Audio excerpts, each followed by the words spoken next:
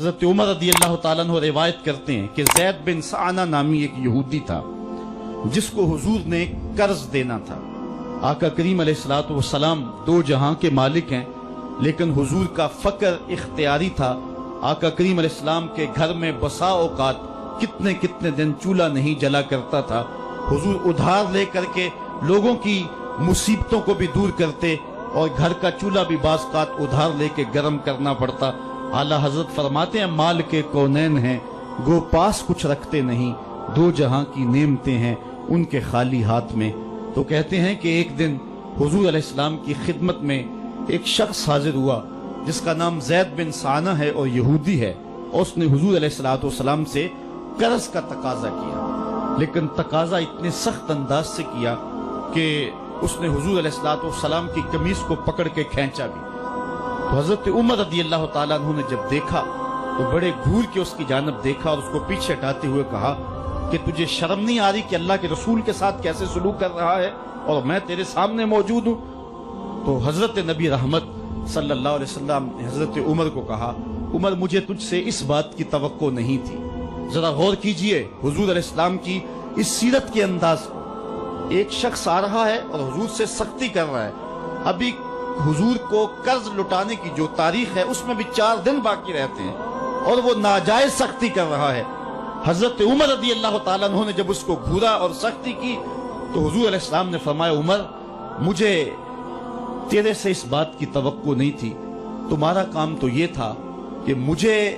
حسن ادا کی تلقین کرتے کہ اچھے انداز سے قرض واپس کرو، اور اس کو جو ہے وہ نرمی کی تلقین کرتے،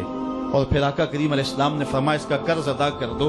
اور اے عمر جو تم نے اس کو گھورا ہے اس کے بدلے میں 20 وسق زیادہ کھجوریں بھی تم اس کو دو گے۔ تو زید بن سعانہ نے جب حضور علیہ السلام کی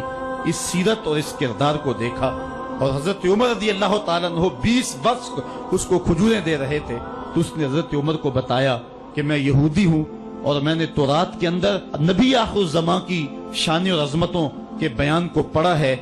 یہ بات ابھی رہ گئی تھی، باقی ساری نشانیاں میں نے حضور میں دیکھ لی تھی، اب یہ نشانی رہ گئی تھی، آج میں نے یہ بھی دیکھ لی، اور پھر وہ حضور کی خدمت میں حاضر ہو کر اسلام کے دائرے میں داخل ہو کر حضور کا عبدی غلام بن جاتا ہے۔ تو یہ انداز حضور علیہ السلام کی سیرت کا زمانے کو حضور علیہ السلام کے قریب کرتا ہے۔ میرا رب خود کہتا ہے لو کنت فظا غلیظ القلب لانفضوا من حولک، اے محبوب اگر تو ترش مزاج اور تنگ دل ہوتا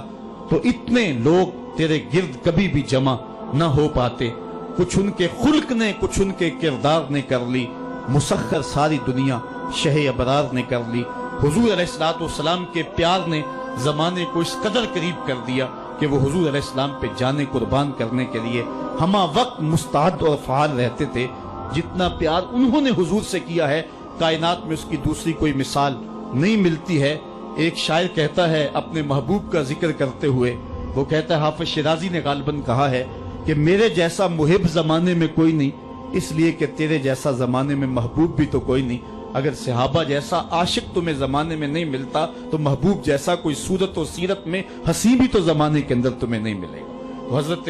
سیدنا انس کے لفظ کان رسول اللہ صلی اللہ علیہ وسلم احسن الناس، حضور لوگوں میں سب سے زیادہ حسین ہے۔ اور دوسری بات کان رسول اللہ اجود الناس، حضور سب سے زیادہ سخی ہیں۔ ایک شخص حضور کی خدمت میں حاضر ہوا اور اس نے سوال کیا، 2 پہاڑوں کے درمیان جتنی جگہ ہوتی ہے اتنی بکریاں تھیں حضور کے پاس، حضور نے ساری اس کو عطا کر دی۔ وہ واپس جا کے اپنی قوم سے کہنے لگا کہ محمد عربی ایسا شخص ہے اتنا عطا کرتا ہے کہ پھر کمی کا شائبہ ہی باقی نہیں رہتا۔ تیسری بات حضرت انس فرماتے ہیں کان رسول اللہ صلی اللہ علیہ وسلم احسن الناس واجود الناس واشجع الناس، کہتے ہیں کہ حضور جتنے دلیر تھے جتنے بہادر تھے، کائنات کے تر اتنا بہادر ہم نے کوئی نہیں دیکھا۔ مولا کائنات فرماتے تھے جب جنگ کی بھٹی گرم ہوتی تو ہم دیکھتے کہ سب سے آگے بڑھ کر حملہ کرنے والے محمد عربی ہی ہوا کرتے تھے، اور ہم حضور علیہ السلام کی اوٹ میں ہوا کرتے تھے۔ آقا کریم علیہ السلام نے اپنی زندگی میں اپنی تلوار سے اور اپنے نیزے سے جو ہے وہ کسی کو قتل نہیں کیا ہے، صرف ابی بن خلف وہ بد نصیب شخص تھا جس نے کہا تھا کہ میں نے گھوڑا رکھا ہے جس کو 16 رتن مکئی کے دانے روز ڈالتا ہوں اور اس گھوڑے کے اوپر سوار ہو کے میں آؤں گا اور اے محمد معاذ اللہ آپ کو شہید کر دوں گا، تو حضور علیہ السلام نے فرمایا اللہ نے چاہا تو میں تجھے قتل کروں گا۔ اور پھر غزوہ احد کے موقع پہ جب وہ آیا، کہنے لگا کہ میرا راستہ چھوڑ دو، اور پھر وہ گھوڑا لے کر کے آگے بڑھا۔ صحابہ آگے بڑھنے لگے تو حضور نے فرمایا پیچھے ہٹ جاؤ۔ حضرت حارث بن سما سے حضور نے چھوٹا سا نیزہ لیا اور آگے بڑھ کے اللہ کے محبوب علیہ السلام نے اس کے گلے کے قریب اس کا ہلکا سا کچوکا دیا اور چھوٹا سا زخم اس کی گردن پہ لگا تو وہ بھاگتا تھا اور چیختا تھا اور کہتا تھا کہ قاتلنی محمد، محمد نے مجھے قتل کر دیا ہے۔ لشکر والوں نے کہا ابی بن خلف عجیب بات ہے، ایک چھوٹا سا زخم ہے اور تو اتنا شور ڈال رہا ہے۔ اس نے کہا تم نہیں جانتے ہو کہ مجھے کتنی اس کی تکلیف ہو رہی ہے، اگر میری اس تکلیف کو پورے لشکر میں بانٹ دیا جائے تو سارا لشکر مر جائے، جو تکلیف مجھے محمد کی اس ضرب سے پہنچی ہے۔ اس نے کہا مجھے محمد نے کہا تھا کہ تجھے میں قتل کروں گا، اس نے تو پھر مجھے نیزہ مارا ہے، مجھے یقین ہے کہ اگر وہ میری جانب غصے سے تھوک بھی دیتا میں پھر بھی نہ بچ سکتا۔ تو یہ حضور علیہ السلام کی جو ہے وہ دلیری اور بہادری کے قصے ہیں کہ آقا کریم علیہ السلام کی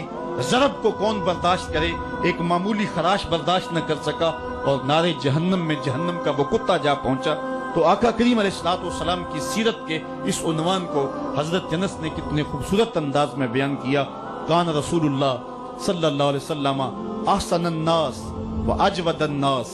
و اشجع الناس، لوگوں میں سب سے دلیر بھی حضور، سب سے سخی بھی حضور، اور سب سے صورت و سیرت میں حسین بھی حضور۔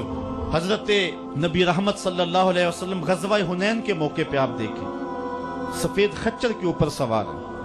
اور ایک پہاڑی درے میں کافر گھات لگائے بیٹھے تھے۔ جب اچانک انہوں نے تیر اندازی کی تو لشکر اسلام میں بھگدڑ مچ گئی۔ اس وقت حضور تھے جو خچر کو آگے بڑھا رہے تھے، حضرت عباس رضی اللہ تعالیٰ عنہ رکاب تھامے تھے اور آقا کریم کہہ رہے تھے انا نبی لا کذب انا ابن عبد المطلب، میں نبی ہوں اس میں کوئی جھوٹ نہیں، میں عبد المطلب کا بیٹا ہوں۔ تو حضور علیہ السلام کا یہ انداز کہ جب میدان کے اندر بھگدڑ مچی ہے تو سب سے آگے بڑھ کر کے کفار پر حملہ کرنے والے سفید خچر کے اوپر مصطفیٰ ہیں۔ علماء نے حضور کی بہادری کے اس قصے کو بیان کرتے ہوئے فرمایا جنگوں میں خچر کا سفید ہونا، ایک تو خچر کا ہونا بہادری پہ دلیل ہے اس لیے کہ گھوڑے رکھے جاتے ہیں کہ بھاگنا آسان ہو، اور دوسرا مٹیالے رنگ کے جو ہیں وہ جانوروں کی سواری کی جاتی ہے، یہ فوج کی وردی کا رنگ مٹیالہ، اس کی حکمت بھی یہ ہے۔ لیکن آقا کریم علیہ السلام سفید خچر پہ جو ہے وہ سوار تھے۔ حضور اتنے شجاع تھے، اتنے بہادر تھے، میدان میں بھاگنے کے لیے نہیں آتے تھے بلکہ حضور کفر کے چھکے چھڑانے کے لیے میدان میں داخل ہوا کرتے تھے۔ آقا کریم علیہ السلام کی سیرت کا وہ کون سا پہلو ہے اور وہ کون سا رنگ ہے جس نے معاشرے کو روشنی اور معاشرے کو اجالا نہیں دیا؟ آج میرے اور آپ کے آقا و مولا کی یہ سیرت ہمیں حضور علیہ السلام کی محبت کا حقدار بنائے گی۔ حضور اس دنیا کے اوپر مکارم اخلاق کی تکمیل کے لیے جلوہ گر ہوئے اور قرآن آپ کے خلق کی گواہی ہے، اس لیے حضور کی سیرت کو اپنانے کا تقاضا یقیناً آج کی اس بابرکت محفل میں آج کا یہ اجتماع ہم سے کر رہا ہے۔ ہم اپنی زندگی کو اور طرز حیات کو حضور کی سیرت کے سانچے میں ڈھال کر کے زندگی کی ایک ایک سانس اور ایک ایک لمحہ حضور کے نام پہ گزار دیں گے۔ اور آقا کریم علیہ السلام نے جس انداز سے اپنا خوبصورت زمانہ اور حیات ظاہری کا وقت گزارا اور ہمارے لیے روشنی چھوڑی، وہ قیامت تک آنے والی نسلوں کے لیے ایک اجالا ہے۔ امت مسلمہ بھانج نہیں ہے کہ اس کو عبادات کا طریقہ کسی اور جگہ سے لینا پڑے اور حسن اخلاق کسی اور جگہ سے لینا پڑے،